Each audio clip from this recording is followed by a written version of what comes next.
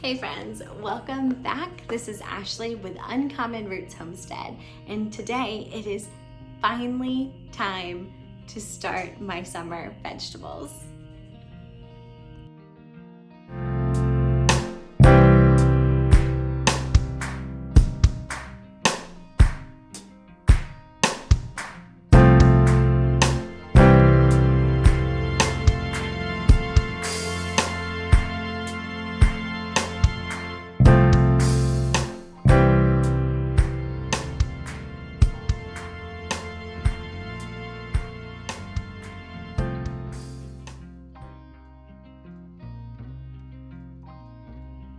All right, so I am so excited.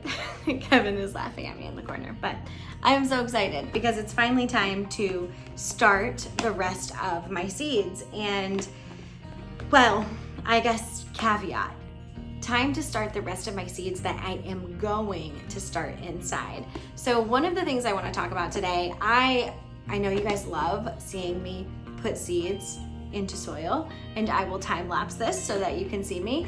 But I want to talk about what I start versus what I wait and direct sow.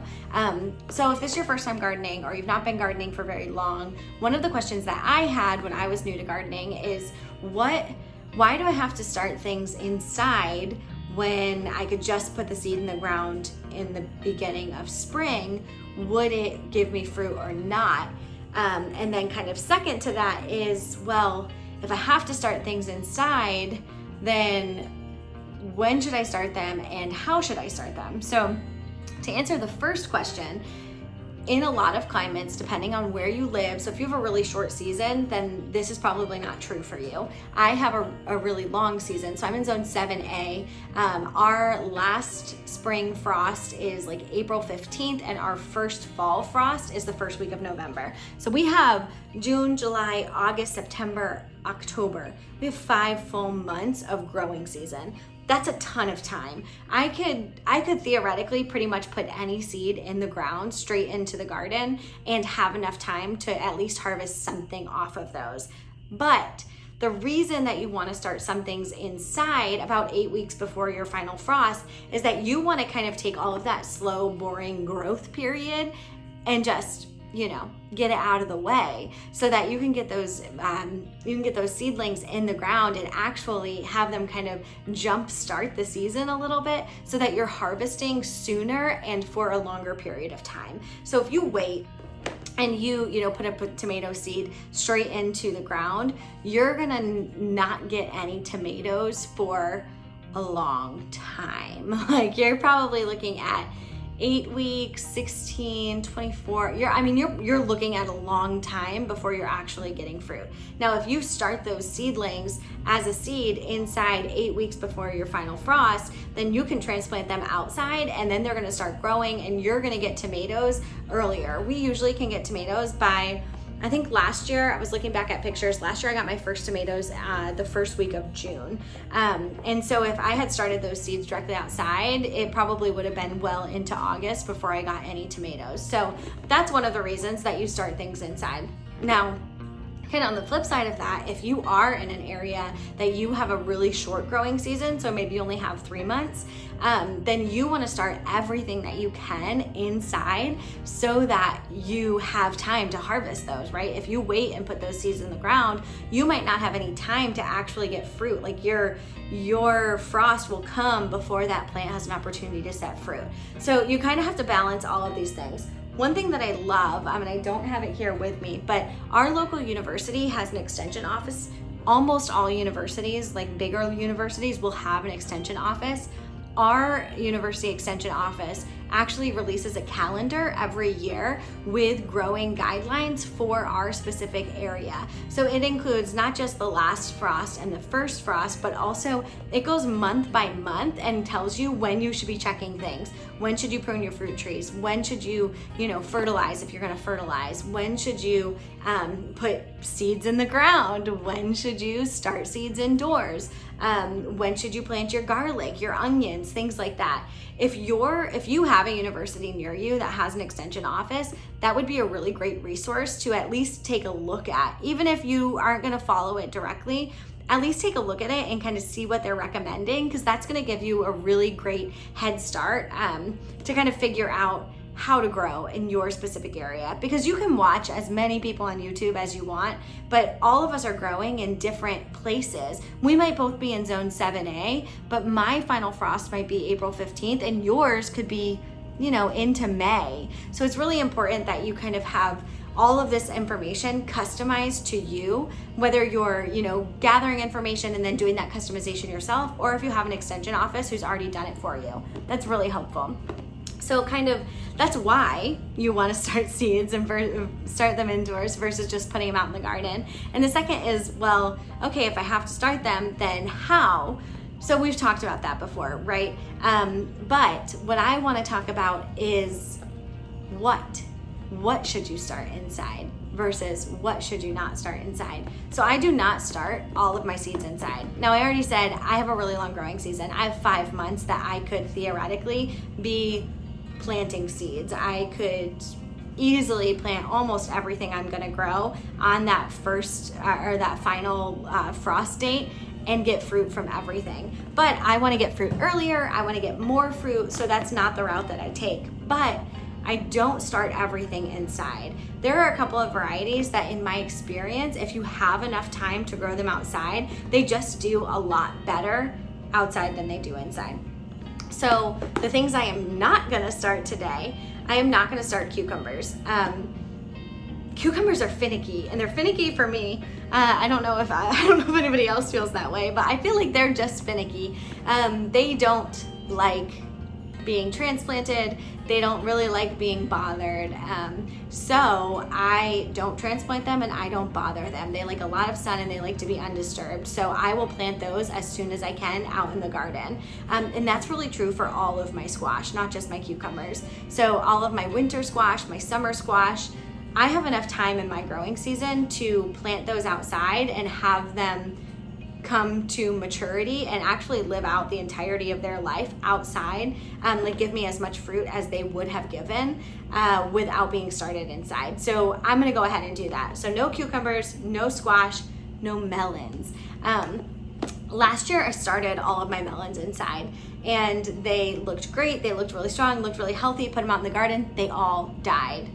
So I brought my seeds out to the garden, I replanted all of them, and granted, they didn't die because I started them inside. They died because we had failed to test our soil. So pro tip, if you're getting soil from a new place that you don't necessarily know what they're putting in the compost, maybe check it out. I think Lowe's has little kits, I'll link them below, where you can test your soil by yourself at home, and it'll just tell you if any of the levels are way too high. So basically, we shocked all of ours, they all died. So I put the seeds in the ground, we amended the bed, I put the seeds in the ground, and they grew, and we got tons of melons. So what that told me is, you know what? Not worth the growing space and the time and effort to start those indoors for me. I have plenty of time, I have a long enough season. I'm just gonna go ahead and start those as soon as I can outside in the actual garden. So cucumbers, squash, melons. The final thing that I will not be starting today, beans. Beans are wonderful. They're generally very quick season crops, so they grow really quickly. They're really easy to grow, and they take off right away. So from my perspective, all of those things equal, don't worry about them inside. There's just not a point to it. If you have a trellis and you just go ahead and stick a couple beans right at the base of that trellis, they're gonna climb up, you're gonna have beans in no time, and you're not really gonna miss anything. I have started beans inside before, and what I found is that they required a lot of work because by the time they're like 1 or 2 inches long, they wanna start vining and grabbing onto things, and unless you have like some kind of infrastructure that you're gonna use to support them, it just kind of became a mess, and I didn't end up transplanting any of those into the garden. I actually ended up tossing them because they kind of became like a knotted mess. So those are the things I will not be starting today. What am I starting today? I am gonna be starting my peppers, my herbs, the rest of my herbs, anything I haven't already started, and then my tomatoes. So obviously peppers and tomatoes are a huge portion of what I'm gonna grow. I have my plan here with me. I know we talked about the importance of having a plan, and I have walked you through my plan a couple of times, but I find it really helpful to look at this and kind of remind myself what I want to grow where as I'm starting seeds, so that I know, okay, I devoted an entire 8 foot by 2 foot bed to rosemary. I'm gonna need a lot of rosemary there, and rosemary is actually perennial, so that'll continue to come back. I do have seeds for that, and then I also have a plant that's pretty mature out at our current house that we're gonna be transplanting. But then I kind of go down the line, things like strawberries. Strawberries, I am not gonna start. I'm actually not gonna start them at all. I'm going to buy starts at our local nursery. Strawberries are kind of finicky. I in the past have tried and it's not worked, and so it's one of those things, kind of like lavender, that this year I just decided it makes more sense. Strawberries are perennial in our zone as well. It makes more sense for us to invest in a variety that we know that we like, that's pre-started at the nursery, get those all into the bed, and then we only have to do it once, right? Those are going to come back year after year. I've got a whole bed for basil, so I know I need to start a ton of basil.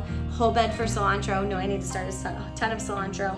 And then I have my celery, which I already started.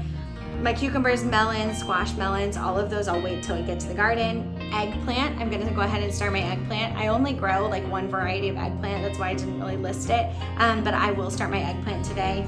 Any other herbs that I have, I'm gonna start today. And then I've got 4 beds for tomatoes, a whole bed for ground cherries, and then I have a whole long bed for peppers, and then we're also gonna plant some peppers here. So that is the plan, and that is what I'm gonna go ahead and start today. So going through, the first thing that I do when it's time to start my starts is I'll go through and look at what varieties I have and decide, am I going to plant all of these? So I have, let's see,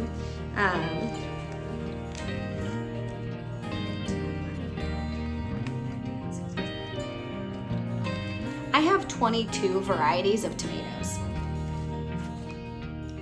That's a lot of tomatoes. That is,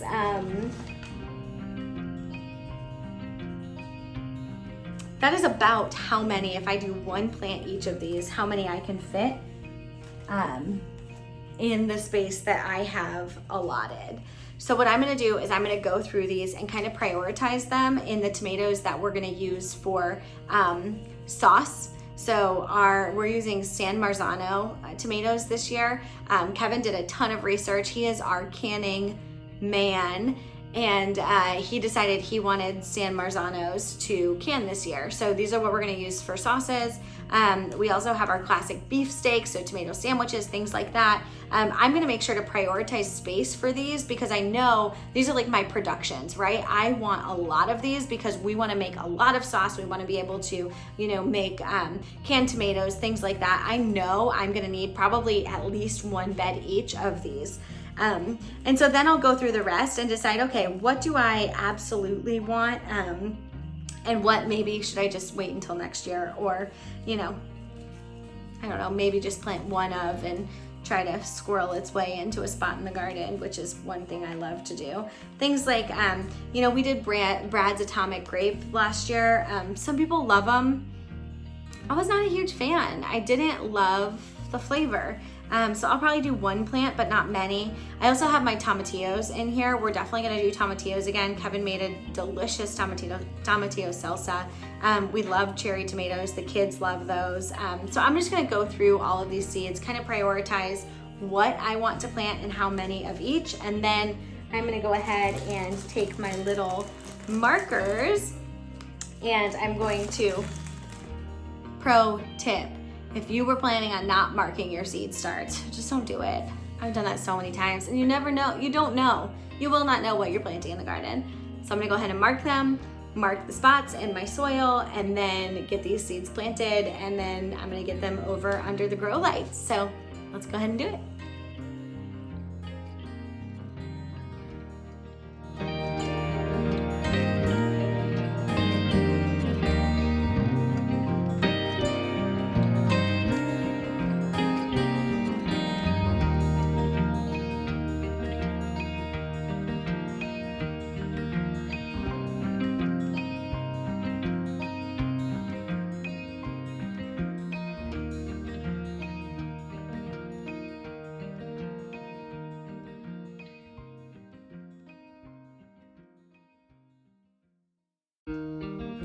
Okay, I wanted to pause really quick and remind you that when you're planting or starting seeds, you want to kind of bury them about the size that they are big. So if you see these tomatillo seeds, they're pretty small. So what I'm doing is I'm taking the tip of my pen and I am barely making just like a slight indentation. I'm gonna drop 2 or 3 seeds into each of those holes, lightly cover it up, water it down, and then let it grow. So the reason I'm doing 2 or 3 is that kind of hedges your bets, right? A lot of my seeds are not from this year, they're from previous years, so I'm assuming a lower germination.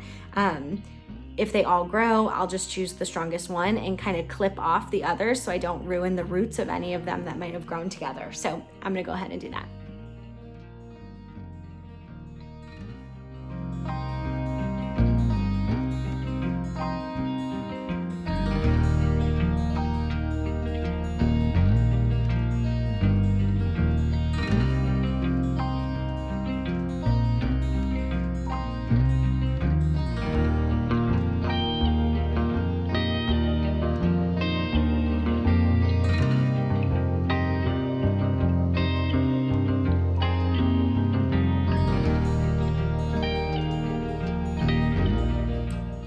There's something about getting your hands in the dirt. There's just something about it. Kind of gives you life. But what I wanted to tell you is when you purchase seed starting mix, which is what I've done here, you are gonna have to rehydrate that seed starting mix. Usually they're very, very dry. So the texture that you're looking for is actually this, where it kind of crumbles. You can squeeze it and it'll hold its form, but it's pretty crumbly. It's not like soaking wet. Actually, the tomatoes I just planted into, I had it at this texture and then I bottom watered, and I might have overdone it. It's a lot more wet than this is. So I'm gonna be interested to see if my tomatoes suffer at all in germination because of that, compared to the peppers that I'm gonna start into this kind of perfect mix here. I still need to add water to the tray underneath, so I think I'm gonna add a little bit less and try to combat the issue that I had last time. But I wanted to kind of show you what you're going for in terms of consistency. It definitely shouldn't be dry. If it's like dry or dusty, you need to add more water. But it also should be able to hold its shape and not run through your hands like mud.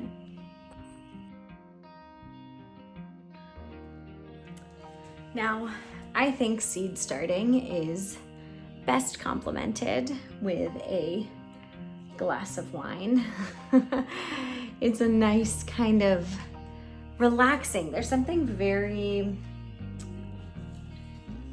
cathartic about playing with soil and starting seeds. It's kind of mindless. You don't really need to think about what you're doing, but it uses your hands and it uses time, obviously. And so I like to just sit down with a glass of my favorite wine and just let the garden begin. Let it start. I think that we all deserve that little break, that little reprieve, and just a time of hoping and dreaming about the things to come. And this time, this window carved into my evening is just that. I don't have a ton of time, and so when I do get some, I like to savor it, just like a glass of my favorite wine. So I hope that you are taking time to savor the planning, to savor this season, the season before the harvest and the busy and the full. I hope that you're embracing it. That is my prayer for you. I'm glad that you've joined me tonight. I wouldn't want to share this time with anyone else. Until next time.